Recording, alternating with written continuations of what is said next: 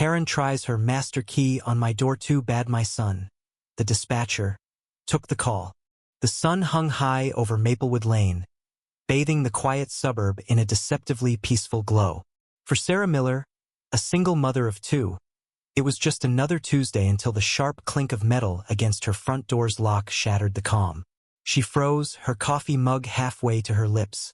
The sound wasn't a knock. It was deliberate, invasive, like someone was trying to force their way in. Sarah's heart thudded as she crept to the window. There, on her porch, stood Karen Whitaker, the neighborhood's self-appointed gatekeeper. Karen's blonde bob gleamed under the sun. Her lips pursed in determination as she jiggled a key in Sarah's lock. It wasn't just any key, it was Karen's infamous master key. A tool she claimed gave her access to every home on the block for emergencies. Sarah's stomach churned. Karen had been a thorn in her side for years, always meddling, always judging, always wielding her imagined authority like a scepter. Karen! Sarah flung the door open, her voice sharp. What the hell are you doing? Karen didn't flinch. Her eyes, cold and unyielding, met Sarah's. I'm checking on your property, Sarah. You've been leaving your trash cans out past pickup day.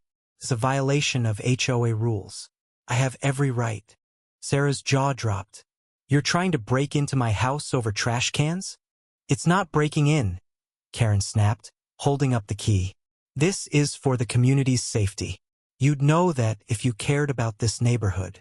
The audacity burned.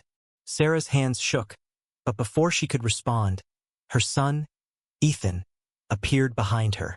At 16, Ethan was lanky but fierce, his brown eyes blazing. Mom, I called the police, he said, his phone still in hand.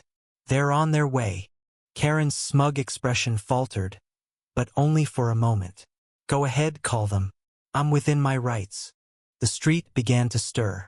Neighbors peeked from windows, some stepping onto their lawns, drawn by the escalating drama. Sarah felt exposed, her private struggle now a public spectacle.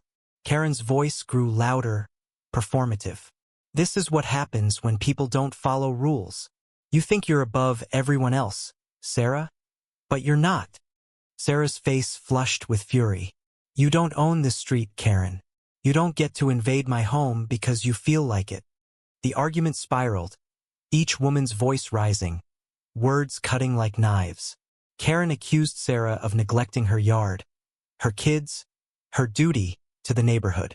Sarah fired back, exposing Karen's relentless bullying, her petitions to fine families for minor infractions, her nosy inspections, her obsession with control. The crowd grew, phones out, capturing every word. Then, a new voice cut through the chaos. Mrs. Whitaker, step away from the door. It was Officer Daniels, a young cop with a calm but firm demeanor. Sarah's heart lifted. Help had arrived. But Karen didn't back down. She waved her key at him. Officer, I'm the HOA president. I have authority here. This woman's property is a disgrace. Daniels raised an eyebrow, unimpressed. Ma'am, that key doesn't give you the right to enter private property without consent. Step back now. Karen's face reddened, but she complied, muttering about ungrateful neighbors. Sarah exhaled, thinking the worst was over. Then Ethan spoke, his voice low but steady. Officer, I'm the one who took the call. Sarah turned, confused. What? Ethan's eyes met hers, a mix of pride and nervousness.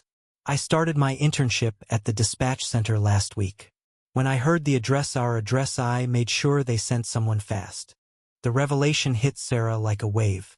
Her quiet, unassuming son had been the one to summon help, turning Karen's power play against her.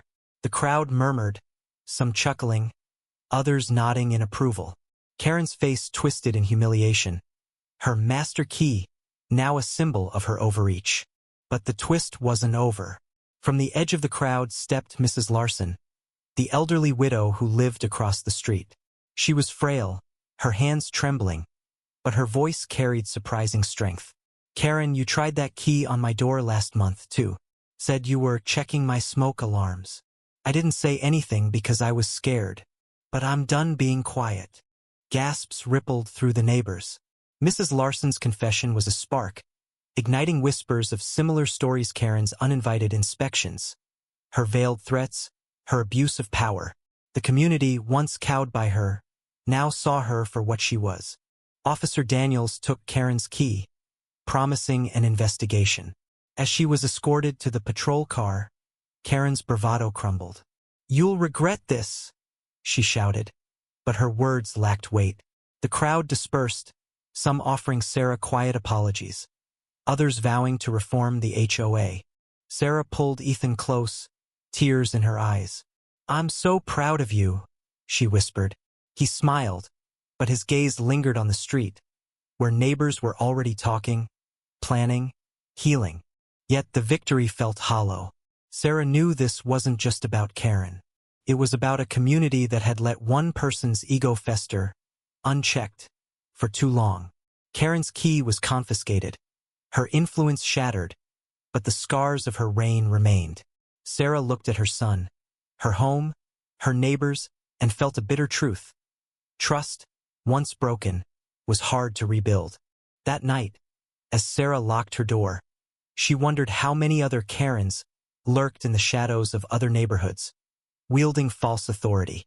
The fight wasn't over, it was just beginning. What do you think? Where does justice lie in a community torn by control and confrontation?